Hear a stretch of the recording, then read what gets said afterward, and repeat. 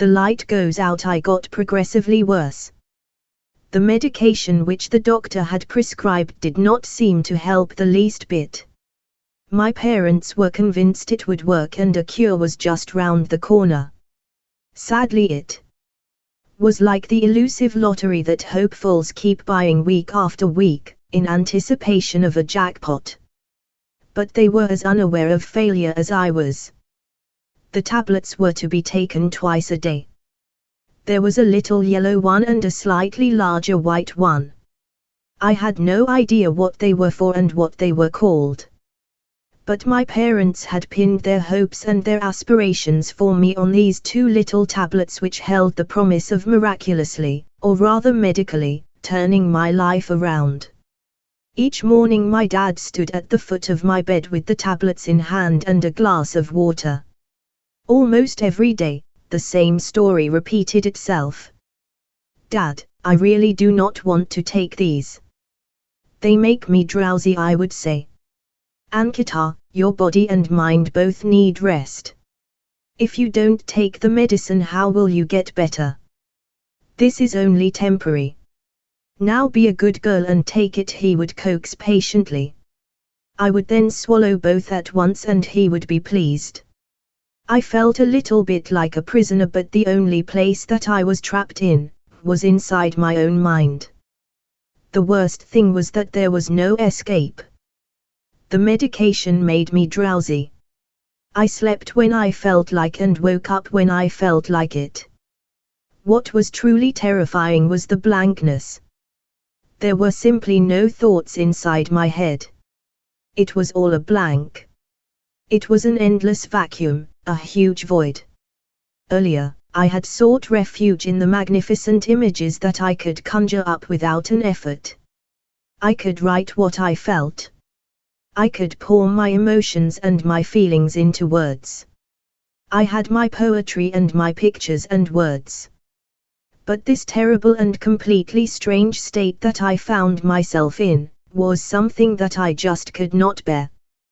The agony of it made me want to weep and wail out my sorrow, but even grief eluded me. I was numb and senseless. I ached to feel something. I ached to feel pain. I ached to cry. I ached to think. I ached and ached. The ache was a constant companion, like a shadow. There was no getting rid of it. It never went away, and the moment I opened my eyes, it was there, prodding me, hurting me, taunting me and mocking me. I wanted to run away from it. I wanted a respite. I wanted to escape. I just wanted to be able to feel once more. Nights and days merged into one another. I could not bear the light and would draw the curtains of my room and shut the windows. If my parents as much as tried to open it even a teeny bit, I would scream, asking them to let it be. I was beginning to develop an affinity towards anything that was dark. During the waking hours, it was pure agony to just remain alive. The pain was terrifying. Everything that was once attractive and interesting now appeared drab. What had come easily at one point in time took a massive effort now. It was a huge ordeal to even wake up and get out of bed. I preferred lying in the dark, with the darkness of my mind and the blankness for company. I wanted to be left alone. If my parents tried to sit with me, I would get agitated and angry and tell them to go away and let me be in peace. They did not know what to do and hence most of the time, left me alone, only coming in to see that I had my tablets. I looked at the books arranged neatly on my desk and felt sick. Whether it was the medication or my state of mind, I do not know, but I went to the toilet and threw up violently. I had no idea of the time of the day. It was always dark in my room, anyway.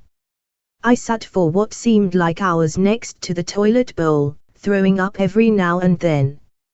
Finally, too exhausted even to stand, I curled up and slept on the bathroom floor. I must have been a sight with disheveled hair, bloodshot eyes and dried vomit caking my mouth. A bit of it was on my clothes too. I was woken up by my mother. "Oh God! Get up, get up!" She was shaking me, holding my shoulders. "How long have you been lying here?" I opened my eyes with a great effort. The light stung them and I scrunched up my eyes to avoid the shaft of light that was piercing them like sharp needles. I had no idea of time. I had probably slept the whole night on the bathroom floor. I felt sicker than even before. But my stomach was empty and there was nothing more I could throw up. The bitter retching continued to rack my body even as I tried to control it. "Wash your face and rinse your mouth, you will feel better," said my mother. I did as I was told and went and lay down in my room again. I felt completely useless. Even little things seemed impossible to do now. I felt stupid, dumb and totally inadequate. All I seemed to be able to do was to lie in my bed from morning to night. It was the only thing that I was capable of doing. It was as though the light that was inside me had gone out. It was a dark hole and I had no idea when it would end. Saint Agnes and everything that had happened there seemed a distant dream. Even my getting admission into a management institute seemed like something that had happened to someone else. I did not feel like the same person anymore. I could not come to terms with it. To be trapped like this in one's own body is a fate worse than death. With death, at least there is an end. Here the suffering is endless. You cannot run from yourself. The torment is bestial. I constantly felt as though somebody was tearing out my heart from the rib cage, severing the arteries, yanking it out, tossing it aside and then stomping over it, squelching it under heavy feet. All I could do was watch helplessly. I felt this day in and day out. Every waking hour was a cruel reminder of what I had once been. I was in a worse state than before and my parents took me back to see Dr. Mukta. I accompanied them without a fuss. She wanted to talk to me alone, like before. Looking at her now, I felt frightened. I felt like a rat that they use in scientific experiments. The rage I felt towards her earlier was now replaced by naked fear. My hands were trembling when I faced her.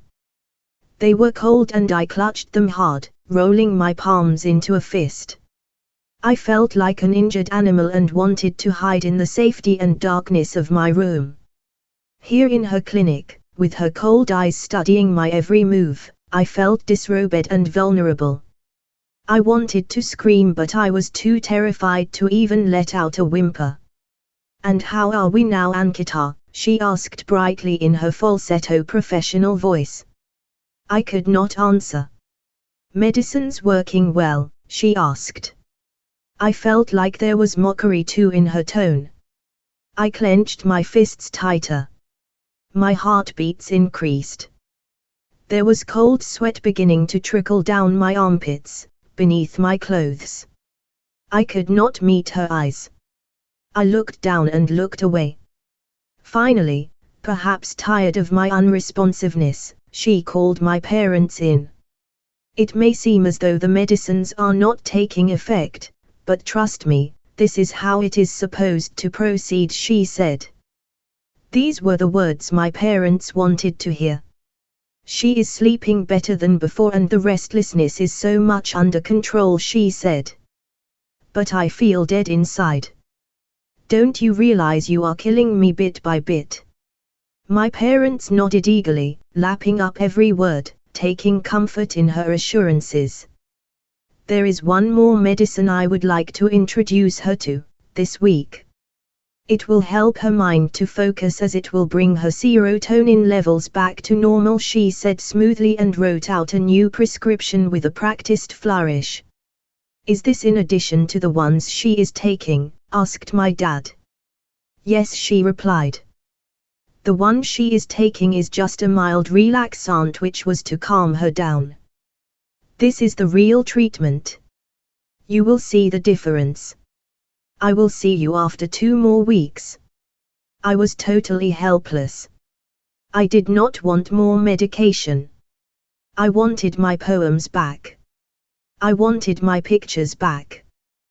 They were the only hope I had, and they had vanished. But I had no choice in the matter. The new medicine left a strange kind of dryness in my throat that seemed to be perpetually scratching it from inside. It made me very uncomfortable. I felt an odd kind of restlessness.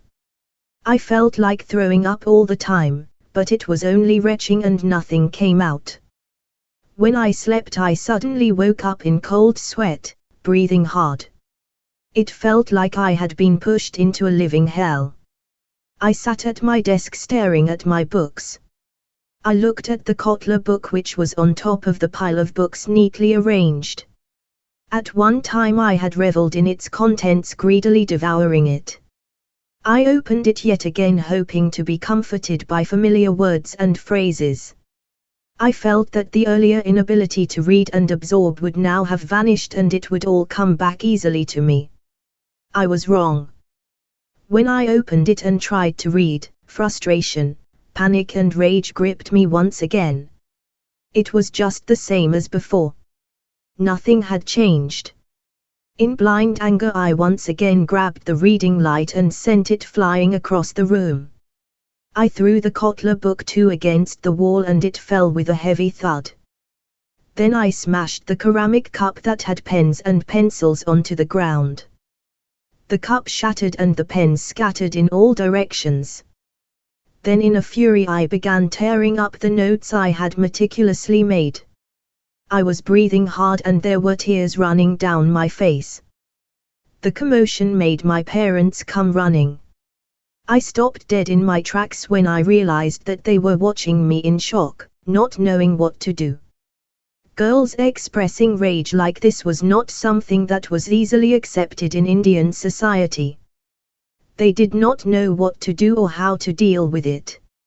I too was slightly shocked with my violent reaction. Later, when I went to the bathroom, I happened to catch sight of my full-length reflection and got a jolt. Gone was the pencil-thin me. I did not recognize the apparition that was giving me a startled look from the mirror. I had gained so much weight in all the time that I had stayed home, just lying in bed. In place of my eyes were frightened slits that gazed back at me. My cheeks were puffed up. I had even developed a pot belly. My hair was disheveled and knotty. I did not remember when I had combed it last. My skin had taken on an unhealthy shade of pale yellow, like someone afflicted with jaundice. My ordeals were far from over. I had to meet Dr. Mukta again the following week with my parents.